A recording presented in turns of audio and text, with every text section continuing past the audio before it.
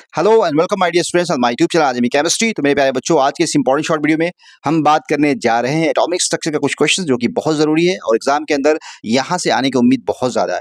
Hydrogen spectrum का question है और यहाँ से फॉर्मूला बेस्ड क्वेश्चन आता है, तो आप क्वेश्चन कर सकते हैं अगर फॉर्मूले आपको याद है।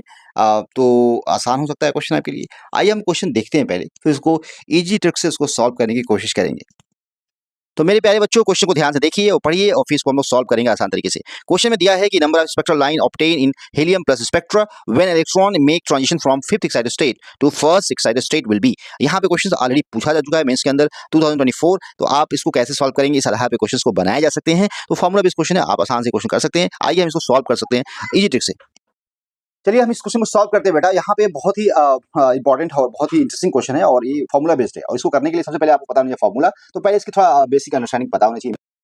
वो पता होना चाहिए कि जब भी हाई एनर्जी लेवल से इलेक्ट्रॉन अगर लो एनर्जी लेवल में आता है तो उस कंडीशन में जो आपको इमिशन स्पेक्ट्रा मिलता है उसको बोलते हैं इमिशन बोलते हैं। तो यहाँ पे पूछा गया कि फिफ्थ एक्साइटेड स्टेट जो है, अगर हम बात करें डिफरेंट एनर्जी लेवल की बात करते हैं हाइड्रोजन लाइक स्पीसीज में, तो यहाँ पे अगर n बराबर 1 बोले, n बराबर 2 बोले, यहाँ पे n बराबर आपको 3 बोले, n बराबर 4, n बराबर 5 और n बराबर 6, तो यहाँ पे जो n बराबर 1 इसको हम ग्राउंड स्टेट बोलते हैं। क्या बोलते हैं? Ground state. और यहाँ जो n बराबर 2 है इसको हम फर्स्ट एक्साइटेड स्टेट बोलते हैं। और यहाँ पे सेकेंड एक्साइटेड स्टेट, यहाँ पे थर्ड एक्साइटेड स्टेट, यहाँ पे हम बोलते हैं फोर्थ एक्साइटेड स्टेट, यहाँ पे आपको फिफ्थ एक्साइटेड स्टेट बोल सकते हैं। तो यहाँ पे कहा गया है कि जो है फिफ्थ एक्साइटेड स्टेट से यहाँ पे इलेक्ट्रॉन जंप होकर आ रहा है कहाँ पे?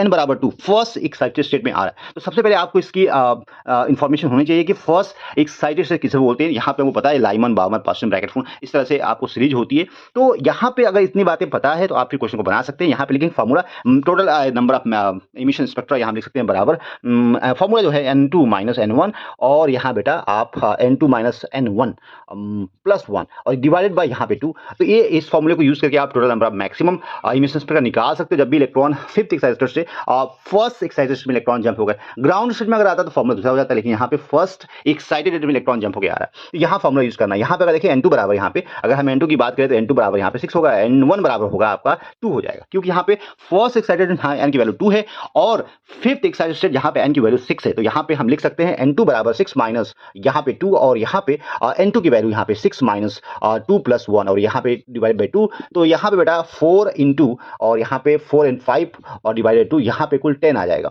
तो यहाँ पे हम कह सकते हैं total number of spectral line emission spectral line equal to 10 होगा। तो आपको इस तरीके के कॉन्सेप्ट पे क्वेश्चंस बन सकते हैं। यहाँ पे पूछ सकता है कि अब यहाँ से अगर यहाँ पे इलेक्ट्रॉन आ रहा है सेकंड एक्साइटेड स्टेट में, अगर इलेक्ट्रॉन जंप होकर आ रहा है तो total number of spectral line क्या होगी? कमेंट बॉक्स में आप बता सकते हैं। Thank you very much.